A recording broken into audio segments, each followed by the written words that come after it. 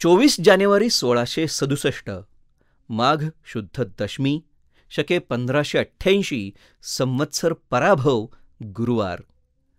जिजाऊंचे न्यायदान. महाराज या सुमाराला विश्रांतीसाठी मनोहरगडावर होते. मात्र राजे आग्रा भेटीसाठी जाऊन कैदेत पडून स्वराज्यात येईपर्यंत स्वराज्याच्या कारभारात तसूभर देखील फरक पडला नव्हता. महाराजांच्या अनुपस्थितीत साठीच्या घरात असलेल्या श्रीमंत जिजाऊ बाईसाहेब स्वराज्याचा कारभार नेटाने चालवत होत्या.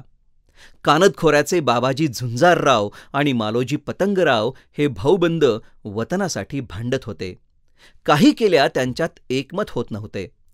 अशातच हा झगडा शिवाजी महाराजांनी सोडवावा अशी विनंती करण्यात आली.